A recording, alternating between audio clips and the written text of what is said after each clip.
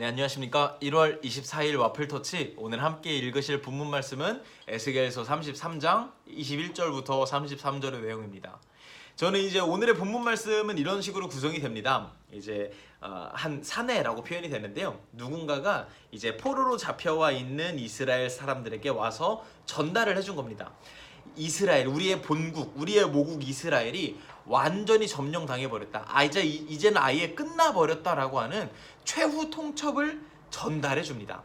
그리고 이것을 들은 에스겔과 에스겔이 전달하는 어떤 예언의 내용들로 구성이 되어 있는데요. 저는 오늘의 본문을 통해서 딱 한 단어가 떠올랐다라고 하면 기준이라는 단어가 떠올랐습니다. 기준. 이게 무슨 말이냐면 일단은 에스겔의 모습이 이스라엘 사람들의 어떤 사람이라면 당연히 보여야 할 모습과 좀 달랐습니다. 오늘 에스겔에게 그런 이스라엘이 완전히 망해버렸다라고 하는 최후 통첩을 들었을 때 사람이라면 절망하고 슬퍼하고 우울해하고 무기력해지기 마련이지 않겠습니까? 어제도 이제 말씀을 드렸다시피. 그런데 오늘의 에스겔의 모습을 보면은 좀 일반적인 사람과 다른 모습을 보이고 있습니다. 에스겔이 이스라엘이 완전히 망해버렸다라는 최후 통첩을 듣고 나서 무기력해진 것이 아니라 오히려 자리에서 일어나서 다시금 이스라엘 사람들에게 침묵을 지키는 것이 아니라 예언을 했다라고 이야기를 하고 있습니다. 에스겔이 어떻게 이런 절망스러운 상황 속에서 예언을 다시 시작할 수 있었을까 보면은 어제 본문부터 시작을 해서 총 3가지 정도의 이유가 있는 것 같습니다. 첫 번째는 하나님께서 에스겔을 다시금 파수꾼으로서의 사명을 다시금 일깨워 주셨습니다. 너는 내가 세운 파수꾼이야. 너는 다시금 일어나야 돼. 지금 절망할 때가 아니야 라고 하나님께서 직접 이야기를 하셨고요. 두 번째는 하나님의 손이 에스겔 위에 있었습니다. 보통 이제 구약 성경에서 하나님의 손이 나올 때는 하나님의 어떤 권능이나 능력을 의미할 때 많이 등장을 합니다. 하나님의 능력이 에스겔에게 있었던 것입니다. 그리고 마지막으로 하나님께서 에스겔의 입을 통해서 예언을 시작할 수 있게 이끌어 주셨습니다. 에스겔이 이스라엘 사람, 다른 보통 사람들과 똑같이 절망하고 무기력하지 않을 수 있었던 비결이 무엇이냐면 전부 다 하나님에 달려 있습니다. 하나님께서 다시금 사명을 주셨고요. 하나님께서 힘을 주셨고요. 하나님께서 입을 여서 할 말을 할 수 있게 이끌어 주셨습니다. 능력을 주셨습니다. 이것은 하나님이 보실 때는 이스라엘이 완전 멸망해버린 이 상황이 사람들이 볼 때는 절망할 때고 무기력할 때고 다 끝났다고 생각할 때인데 하나님이 보시기에는 그것이 아니라는 것입니다. 하나님의 기준에서는 지금 이때가 회복할 때고 진정한 회개가 나타날 때고 내가 너희를 구원할 때다라고 생각을 하셨던 것 같습니다. 하나님과 인간의 생각이 이렇게 달랐고요. 그 덕분에 하나님의 힘, 능력 때문에 에스겔은 다시금 침묵하지 않고 예언할 수 있었던 것 같습니다. 오늘 본문에서 계속 나오는 내용들이 사람의 생각과 하나님의 생각이 다르다는 내용이 계속 나타나고 있습니다. 이스라엘이 함락당하기 전에 이스라엘 사람들은 어떤 생각을 하고 있었냐면 오늘 본문에서도 나오는데 아브라함 한 사람에게 이 땅을 허락하셨었는데 지금 우리는 인원수가 몇 명인데 머릿수가 몇 명인데 이 땅을 빼앗기게 하겠느냐. 아브라함 한 사람에게 주셨던 이 땅인데 지금은 사람 수가 더 많으니까 당연히 우리 땅이다. 아무에게도 뺏기지 않을 것이다 라고 생각을 했었습니다. 이스라엘 사람들은 숫자가 기준이 되었던 것인 것이죠. 그런데 하나님 보시기에는 숫자가 중요한 것이 아니었습니다. 아브라함 한 사람이라도 그 한 사람이 하나님 앞에서 얼마나 진실한 믿음을 가지고 있었는지, 얼마나 하나님의 믿음에 따라서 순종으로 행동했는지가 중요한 것이지, 지금 사람 수가 아무리 많아도 그들이 다 악을 행하고 우상 숭배를 하고 피가 묻은 고기를 먹고 이렇게 행동은 지들 맘대로 하고 있는데 어떻게 심판을 내리지 않겠느냐라고 이야기를 하시는 겁니다. 하나님의 기준은 믿음과 순종인데 사람의 기준은 숫자였던 것입니다.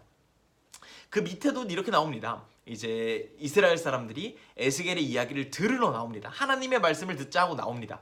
열심히 듣습니다. 열심히 듣고 순종에 대한 메시지를 듣고 사랑에 대한 메시지를 듣고 우상 숭배에 대한 메시지를 듣고 다 듣습니다.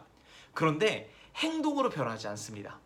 그런데 이스라엘 사람들은 내가 들었으니까 괜찮아. 내가 들었으니까 이제 내 할 도리를 다 한 거야 라고 생각을 했는데, 하나님 보시기에는 행동으로 나타나지 않으면 그것은 아무짝에도 쓸모없다라고 이야기를 하십니다.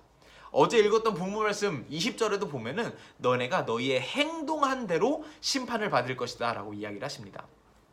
하나님의 기준은 우리가 얼마나 믿음으로 행동했냐, 순종했냐가 기준인데, 사람들은 내가 얼마나 잘 들었냐가 기준이 되는 것입니다. 이토록 하나님의 생각과 사람의 생각이 너무나 다르다는 것이 오늘의 본문에서 나타나고 있습니다.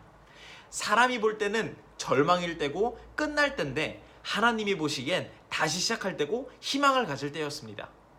사람들은 숫자가 많으니까 우리는 이겨낼 수 있고 심판받지 않을 거야, 우리는 이겨낼 수 있어 라고 생각을 했습니다.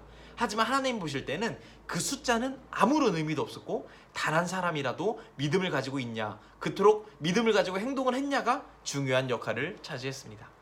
사람이 볼 때는 내가 얼마나 하나님의 말씀을 자주 들었고 많이 들었느냐가 어떤 믿음의 척도가 되었는데, 하나님 보시기에는 내가 얼마나 믿은 대로, 그 들은 대로 순종하고 행동했느냐가 기준이 되었던 것입니다. 우리가 삶 가운데 어떤 것을 선택하고 행동하고 가치관을 세우는 데 있어서 우리의 기준은 어떤 것이 되고 있을까요? 우리의 기준과 하나님의 기준은 어떤 것에 우리는 기준을 세워서 살고 있는지 판단할 수 있을까요? 이제 성경이라고 하는 그 저희 바이블, 성경이라고 하는 그 책을 의미하는 이제 그 헬라어 단어가 있는데요. 캐논이라고 하는 단어입니다. 캐논. 이 캐논이라고 하는 단어에 여러 가지 뜻이 있는데, 마지막 세 번째 뜻이 성경이라는 뜻이고요. 첫 번째 뜻은 자를 의미합니다. 자.